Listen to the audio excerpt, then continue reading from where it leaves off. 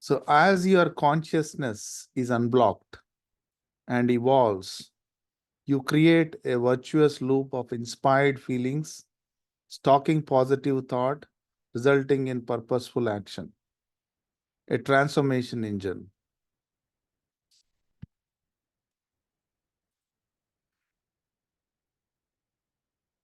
When this engine starts reviving, you arrive at new awareness that makes you realize a conscious purpose and meaning in life. And you work towards that end. You no longer resist life experiences. Instead, you imbibe the lessons from the roadblocks you face. There is, if we kind of think deep, a little deep into this concept, I mean, we did talk about unblocking the consciousness last time, so I'm not going to go over it again. But if you look at the deeper concepts of what is no longer resist life experiences, this is something really need to be understood. Typically, in our life, right, there is certain resistance to, some, you can say, mental projections. We mentally project something into the future based on the past. So what happens is, because of that, unknowingly we develop some resistance. Oh, this should not take place. Then there is a resistance. Because, I mean, it did not happen. You don't know whether it's going to happen or not. But because of our own mental projection, we project it and then we try to resist it. Okay. Suppose, a lot of times the health consciousness is not because you want to be healthy. The health consciousness, a lot of times, is because you don't want to fall sick. So there is a negative connotation. That means you're trying to resist something. Even in the scriptures, if you see, they want to define God. In Indian scriptures, all the seers want to define God. So every definition, they felt it is not complete definition for the God. If you say God is all powerful, and powerless is also God, it cannot be just powerful. If we say all powerful, there has to be something more powerful than the God itself. So always there is this negative connotation. If I want to be closer to the God, then immediately I'm thinking I should resist the devil. You see there is a negative connotation comes into the picture, and you have to resist it. And similarly, like the definition of God, they said, okay, if I remove all definitions, what you find is God. They said neti, neti means neither this nor that. If you say this is God, no, that is not it. If you say this is God, that is not it. So neither this nor that. So that means basically take out all the definitions. But now, human mind, how it functions, right? They said, okay, that means if I negate everything in life, then I can find God. So then they go on to the negation. So negation means what?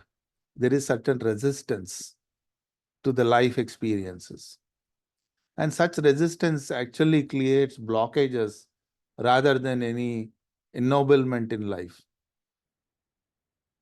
So what heartfulness way, what it does is, when we unblock this consciousness, unblocking the consciousness means we are unblocking the resistance. We become free.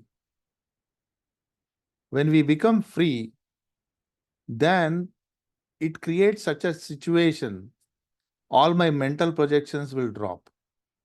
When my mental projections drop, I automatically, life becomes a very inclusive, not a life of negation. Then how about bad tendencies? Bad tendency is also a block. When it is unblocked, the tendency drops. So here, we are not giving any mental suggestions that I have to unblock this tendency. Just by through the practice of meditation, cleaning, and transmission, of course, the most important thing, the prayer, it unblocks.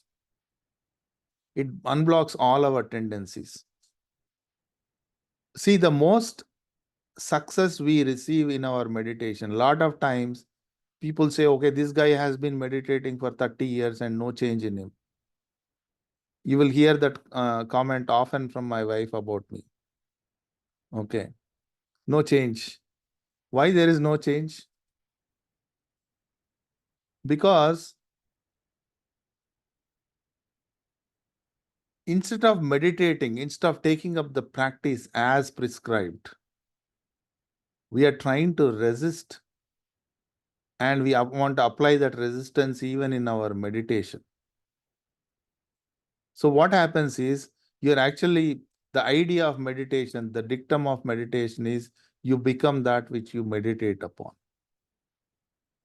That means you are increasing your resistance multifold instead of loosening it. That's why in our system there are no don'ts. Practice this, clean yourself. All those tendencies unblock. When those tendencies unblock, you don't have to do anything about it. I mean, you don't have to commit those mistakes. So that's the whole idea. But it's not happening the way it is designed. Reason, we are not adopting it as prescribed. We put all our notions into it, and that spoils the meditation. So meditation is to set yourself free. So basically, you start with that idea of freedom. Don't stop anything. Don't resist anything. Just close your eyes and wait. Whatever happens in that waiting, let it happen. You become a witness. So when I am a witness, I'm not an active participant. So when I'm not an active participant, how is my meditation? I don't have to really qualify it. Whatever that is.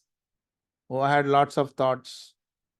Very good. That's a very good meditation because you are a witness to it, not an active participant in it. Oh, I had a really bad thought during meditation. Okay. And one guy, he started meditation and then he stopped after, a couple of months. I asked him, why did you stop? You are regularly coming. He said, I am getting so many bad thoughts during meditation. I didn't want to spoil the atmosphere you guys are having at the meditation place. I said, oh, you're not spoiling anything. But, if you have bad thoughts, let them come. They're part of you. If they're part of you, they're part of everybody.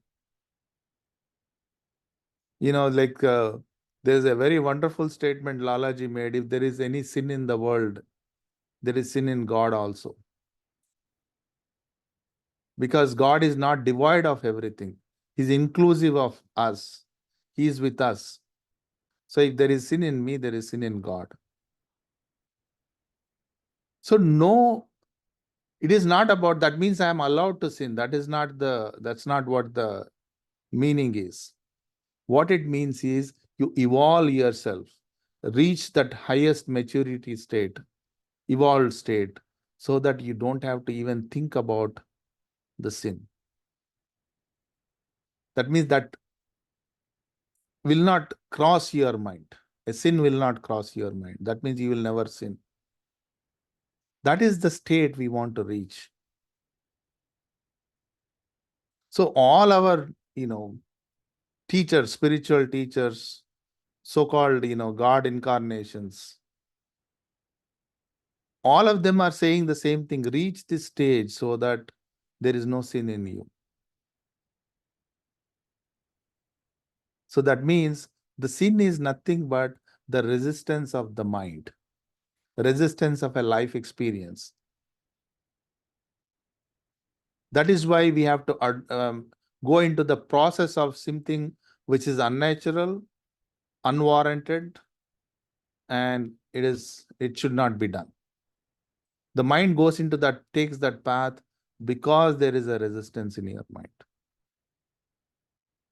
The mind will never take that path. When I leave it free, all that it finds, wants to find and reach the state of that Almighty, the Lord. That is the natural path of the mind. But what we are doing is we are resisting it. When we resist it, it takes into all directions which it should not go. So that's why this unblocking this consciousness becomes so important and so pertinent in our lives.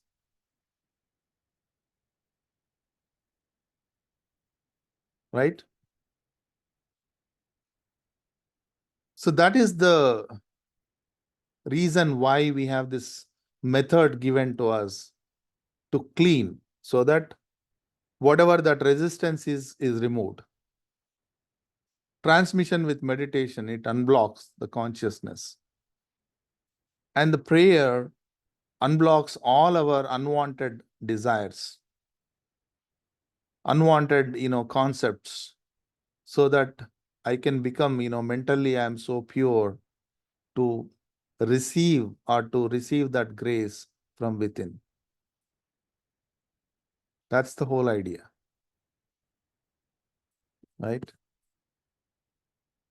So the result of such transformation is happiness. Here they use the word happiness. Actually, it should have been joy. Why joy? Joy, what is the difference between joy and happiness? Joy is unconditional happiness. So that joy, I'm happy because, there is no because. I'm happy. That's it, period. That is joy. And nature of the soul is joy.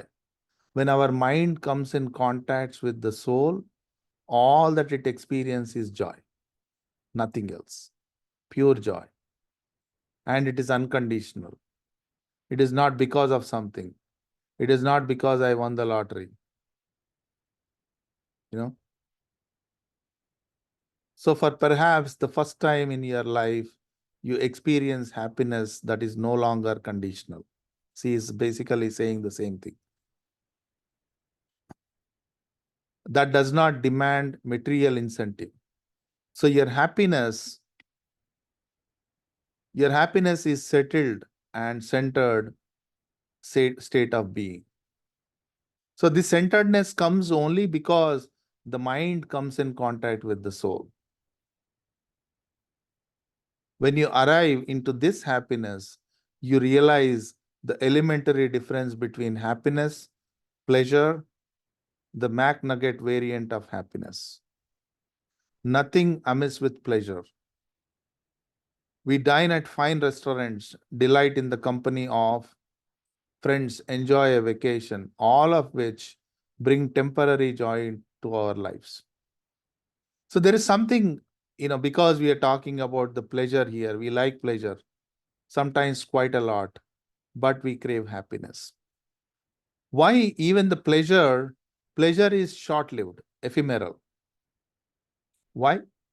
Because suppose, you order a pizza and you are sitting in front of the TV. The first bite you say, oh, Papa John's is really great, or Domino's. And then second bite.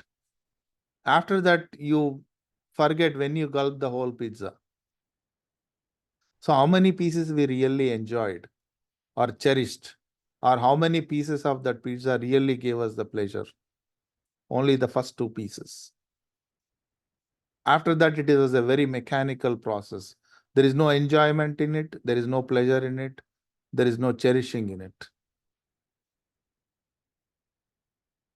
So, but when my mind comes in contact with the soul, when it is in joy, every piece of that bite feels like as if it is the first bite. So, how many pieces have you enjoyed really? You have enjoyed the entire pizza, right? So, that is what a joyful life means. So, imagine what happens, with when we are meditating and when unblocks this consciousness, you can really appreciate life. Otherwise, we are always, feel short of something, you know. So even in relationships, we feel short of something. That's why there is so much, quarrel between wife and husband, especially between the partners. Why? Because we feel short, you know. So the other partner is not providing me enough for me to make me happy. Always. It's not because there is something wrong in that relationship. It is because there is no joy in our hearts. There is no contentment in our hearts. So that's very important. So you see, this unblocking consciousness fix every aspect of our life. It brings joy into our life. Then we can cherish whatever the state of our life may be, whether I'm healthy or sick, whether I'm poor or rich, still I can cherish my life. It is not the richness which makes you cherish. It is your joy, inner joy, makes you cherish your life. So I'll stop here for any observation.